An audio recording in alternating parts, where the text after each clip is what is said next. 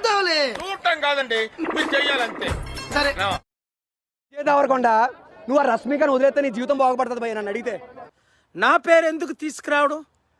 మీకు కనీసం బుద్ధి ఉందా? అట్టర్ ఫ్లాప్ అయింది భయ్య, అట్టర్ ఫ్లాప్ అయింది. అబ్బా ఇదేం సినిమా సార్, వెరస్ట్. చిచి చిచి చిచి. కథ లేదు, కథనం లేదు, స్క్రీన్ ప్లే లేదు, డైరెక్షన్ లేదు, బీజం లేదు భయ్య. రొటీన్ స్టోరీ భయ్య.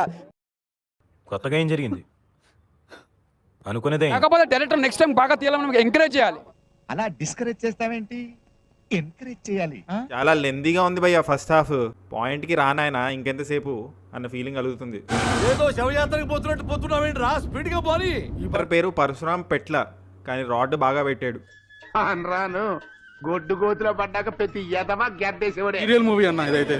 ఇంక ఇంట్లో కూర్చొని ఆ 3 సీరియల్ ఉంటాయి కదా, అవి చూసుకోవడం బెటర్. ఊరుకోండి నాన్నగారు, మరి ఆడాళ్ళ ముందు నా పరువు తీసేస్తున్నా. ఒకటే మాట చెప్తున్నా నెగిటివ్ టాక్ ఇచ్చిన లింక్ అన్న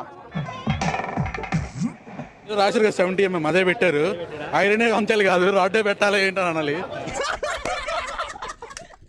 సినిమాల్లో ఏదో ఒకటి కొడతాను అన్నాడు కానీ ఇది కొడతాను లేదు. 200 కోట్లు కాదు, 20,000 వస్తుందేమో తెలియదు మొత్తానికి. చిన్న లేదు పెద్ద లేదు, ప్రతి కొడుకు నా పేరు గురించి మాట్లాడుకున్నవాడు. బాగా అనిపించింది. విజయ్ దేవరకొండ పెద్ద అనకొండ పెట్టేసిండు. ఈ ఎటకరాలకు లోపమే లేదు.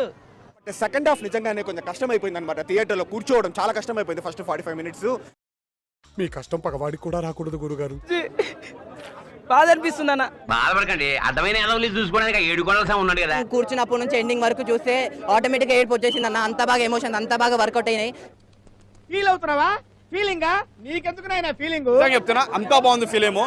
అంత బాగుంటుందండి? బాగుంటుంది సార్, బ్రహ్మాండంగా ఉంటుందండి. ఈ కార్యక్రమం ఇంతటితో సమాప్తం. రేపు ఇదే అలవాసులపై మళ్ళీ కలుసుకుందాం. అంతవరకు సెలవా మరి.